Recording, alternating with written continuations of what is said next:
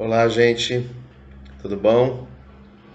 Começando mais um vídeo aí do nosso canal Psicologia da Descolonização e América Latina. E fiquei pensando assim, essa semana passou 25, se eu não me engano, 24, aniversário da morte do Paulo Freire. Essa grande figura aí, né? O Paulo Freire, como vocês sabem, saiu numa lista aí das ciências humanas como o segundo ou terceiro autor mais lido das ciências humanas mundiais, né? Ele, inclusive, é muito mais reconhecido, não é mais reconhecido, mas é muito estudado de diferentes formas, de uma maneira diferente também daqui, muitas vezes, no mundo inteiro, né? Tanto que é isso, né? O terceiro mais lido e tal. Então, pensando um pouco no Paulo Freire, né? Vendo a gente aqui no coletivo, escrevendo, trocando um monte de coisa sobre isso, achei que talvez fosse a hora da gente começar a falar mais especificamente de um aspecto central do pensamento crítico latino-americano e que tem tudo a ver com a descolonização e que é muito importante, portanto, para a psicologia da descolonização, que é a categoria da libertação.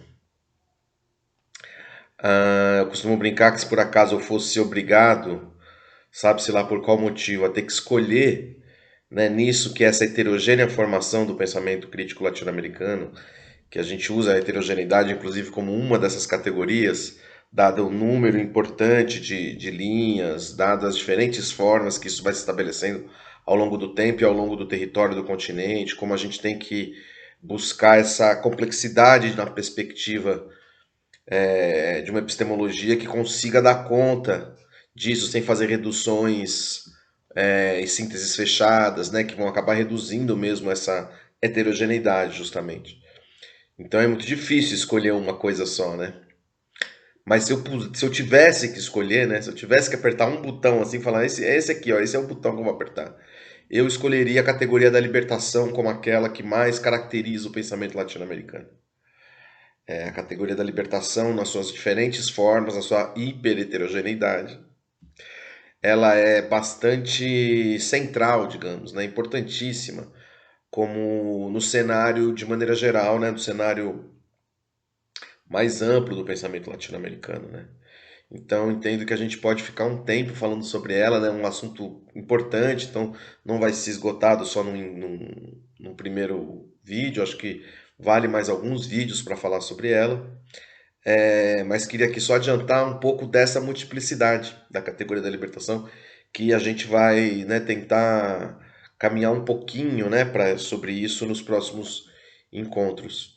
Então, a libertação, uma coisa muito importante para falar de início da libertação, é que ela ganha uma nomenclatura, ela ganha um nome forte, né, a partir da passagem do século XIX para o século XX, principalmente, com os processos de descolonização, e aí vamos falar um pouco dessa, dessa ponte com a descolonização, quer dizer, de independência, né, das colônias aqui na América Latina, que deixam de ser colônias, e quem tem dois nomes muitíssimo importantes para isso. Um deles é Simão Bolívar e o outro é José Martí, que são chamados justamente dos libertadores, né? E aí tem toda uma questão em relação a essas duas figuras importantíssimas, né? E aí já a libertação apontando para um duplo sentido, que é tanto da libertação, descolonização dos países, das metrópoles europeias, como também uma libertação ou uma alternativa ou a produção de um outro processo que não seja debaixo das asas da Águia do Norte, ou seja, do processo de imperialismo estadunidense. Então aí a gente já tem uma pista importante. Outra coisa fundamental de pensar é que nós estamos num continente onde você tem um genocídio sistemático dos povos indígenas e também dos povos vindos de África, num país, especificamente o Brasil, que 80% dos povos sequestrados vieram para cá para ser escravizados, e que se há o processo de escravidão, de genocídio, de servilismo, há em contraponto um processo de libertação. Então a libertação também vai ganhar, é um nome muito forte para falar desses processos de subversão, de ruptura, de revolução, de inversão, né, do processo da exploração do trabalho absolutamente aguda que acontece aqui, como é o exemplo, por exemplo, do nosso processo de escravidão. Então a libertação, a liberdade, liberdade, liberdade, abre as asas sobre nós, que a voz da igualdade seja sempre a nossa voz. Esta ideia de uma liberdade como um grito muito próprio desses trabalhadores, desses povos que são extremamente controlados, oprimidos, violentamente dominados para o controle do trabalho, né, para a formação da mais-valia, para a formação, enfim, para o engendramento do sistema capitalista e tal. Então a liberdade, a libertação vai ganhar um caráter muito importante também com isso. E aí nas revoltas populares, né, nas formas de criar, mesmo contra a própria ideia de nação, né, as diferentes revoltas que vão buscar a ideia de liberdade e de libertação, né, as, as diferentes organizações e revoltas populares.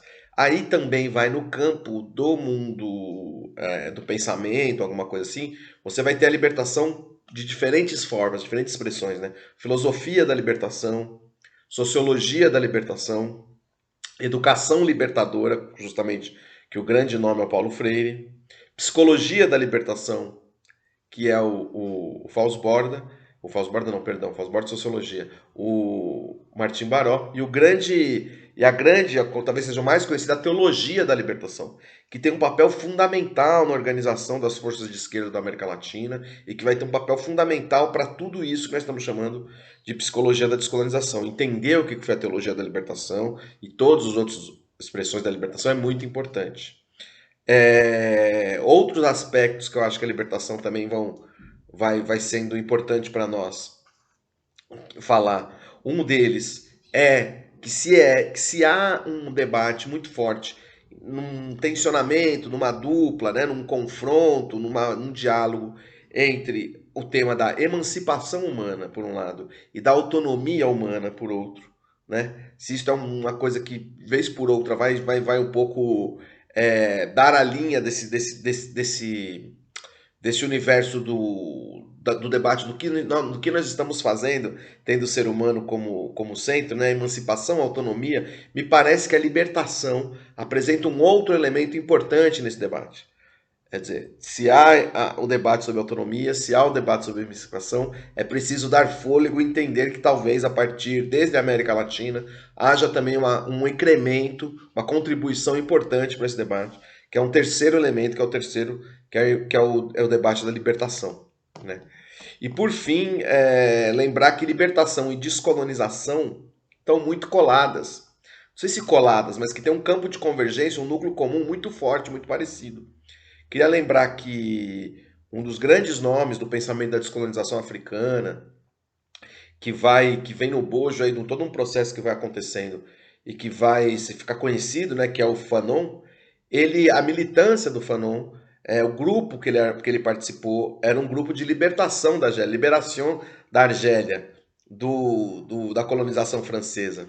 Então, para vocês verem já como isso está muito colado. Me lembro uma vez que eu estava aqui com uma militante boliviana e eu vendo ela falar, ela falou assim, olha, isso que vocês chamam muito de descolonização, um pouco nesse clima, estava numa universidade, um pouco puxando um pouco, provocando um pouco um certo clima de moda sociológica, intelectual, de chamar a palavra de descolonial, decolonial, alguma coisa que vale, ela falou assim, um pouco provocando. Isso que vocês estão chamando de decolonização, de descolonização, gostaria de dizer que para nós na Bolívia, há mais de muito antes dos 500 anos, né, há milhares de anos, podemos dizer, alguns milênios, a gente chama de liberação, libertação do pueblo, né?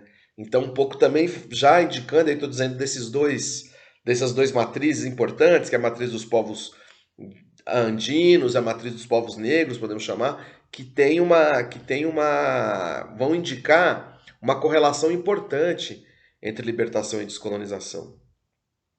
Então é um pouco isso, né? Um vídeo muito telegráfico para falar só da importância que tem essa categoria da libertação, falar um pouco desse caráter heterogêneo, ver se eu consegui deixar aí um gostinho de quero mais nas pessoas que quiserem entender um pouco melhor. A ideia é que nos próximos vídeos a gente vá falando detidamente de um ou dois desses pontos, para minimamente a gente dar um contorno e no fim a gente tem mais ou menos, né, tudo muito sintético aqui nesse espaço, mas é para lançar aí provocações e lançar o bichinho do ranram para conhecendo diferentes pontos aí do pensamento latino-americano que para nós na psicologia da descolonização latino-americana são muito importantes.